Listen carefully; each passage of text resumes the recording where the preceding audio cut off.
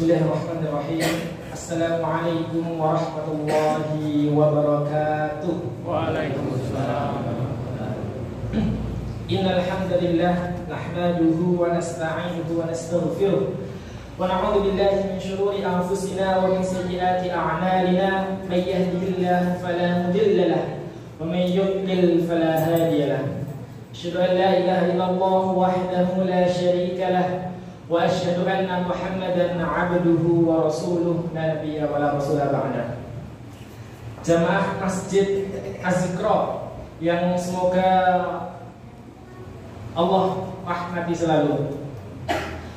Alhamdulillah, pada hari ini kita semua sudah masuk ke hari ke-9 Ramadan. Oke. Mriki posone derek Senin atau Selasa?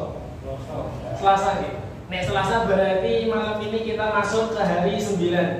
Semoga kita masuk ke hari 9 ini Allah semakin istiqomahkan, Allah semakin kuatkan untuk senantiasa beribadah di bulan Ramadan. Sehingga ketika nanti Ramadan selesai, kita bisa diampuni semua dosa-dosanya oleh Allah Subhanahu wa taala dan menjadi orang yang beruntung. Jamaah Masjid Az-Zikra yang dirahmati Allah Subhanahu wa taala,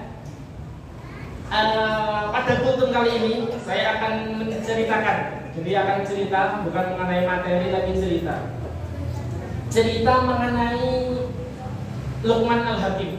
Mungkin ada yang sudah pernah dengar atau mungkin ada yang belum pernah dengar. Cerita ini insya Allah banyak hikmahnya. Jadi pada suatu ketika ada seorang bapak dan anak, Bapak Ibu. Bapak dan anak ingin melakukan perjalanan ke suatu tempat. Bapak dan anak ini mengendarai yang namanya keledai. Keledai itu seperti kuda, tapi nggak sebesar kuda. Jadinya nopo ya? Seperti kuda tapi bukan kuda, lebih kecil dari kuda, namanya keledai. Jadi pelajaran ini nanti bisa kita ambil hikmahnya. Waktu awal memulai perjalanan, keledai ini yang naik bapaknya. Kan tadi bapak sama anak.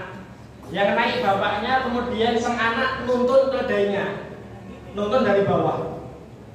Anaknya nuntun, bapaknya naik keledai, terus berjalan menuju tempat yang ingin dituju. Pas di tengah-tengah perjalanan Bapak Ibu, itu ada segerombolan orang. Kemudian nyelotok gini, lihatlah itu, anaknya nggak beradab. Mosok bapaknya disuruh naik keledai. Lihatlah itu, bapaknya tidak beradab. Masuk bapaknya disuruh naik, anaknya yang masih kecil disuruh nuntun keledai. Kan kasihan anaknya. Segerombolan orang itu bilang gitu. Kemudian karena mengikuti omongan orang tadi, dibaliklah. Terus anaknya yang naik, bapaknya yang nuntun. Jalan, kemudian lewat suatu perkampungan lagi. Pas lewat, masyarakat di situ nyelopeh lagi. Lihatlah, mosok anak kurang ajar yang di atas bapaknya, yang bapaknya disuruh nuntun, sang anak malah enak-enak dulu di atas. Jadi merasa bahwa seharusnya itu tidak sopan, hal yang seperti itu merupakan hal yang tidak sopan. Kemudian mengikuti orang-orang tadi, sang bapak itu akhirnya turun, bapak dan anak turun sama-sama jalan. Keledainya nggak ada yang numpangi. Jalan lagi, ketemu orang-orang lagi.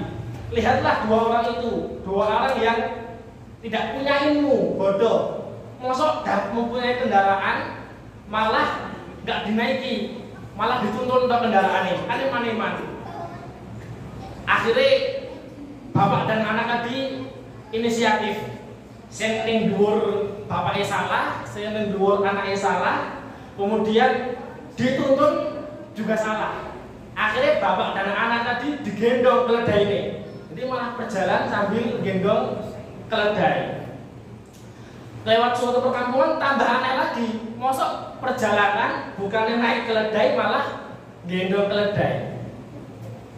Akhirnya diguyulah mereka, ditertawai mereka oleh masyarakat sekitar situ bahwa mosok keledai yang bisa dinaiki malah di biarke atau malah sunggi, digendong. Hikmah yang bisa kita ambil dari cerita tersebut, iya Pak, ada banyak sekali hikmah. Salah satunya, kalau misalnya kita, Bapak Ibu sekalian, itu mengikuti omongannya menungso, mengikuti omongannya tombol dan lain sebagainya, itu gak bakal ada habisnya. Jadi misal kita ada melakukan suatu hal A, di mata ini salah, kita melakukan hal B, di mata ini salah. Jadi memang apabila kata Ali bin Abi Thalib, cara untuk menderita ialah ingin menyenangkan semua orang. Jadi kita nggak mungkin bisa untuk tampil sempurna di mata seseorang, pasti ada aja salahnya.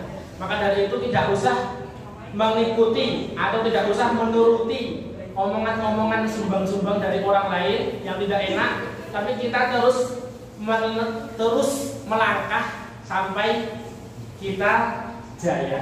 Jadi tidak usah mengikuti omongan-omongan yang tidak enak dari orang lain. Jadi itu mungkin sedikit cerita dari saya. Kurang lebihnya mohon maaf apabila ada salah kata, salah perbuatan. Barakallahu fikum wallahu bisawab. Assalamualaikum warahmatullahi wabarakatuh.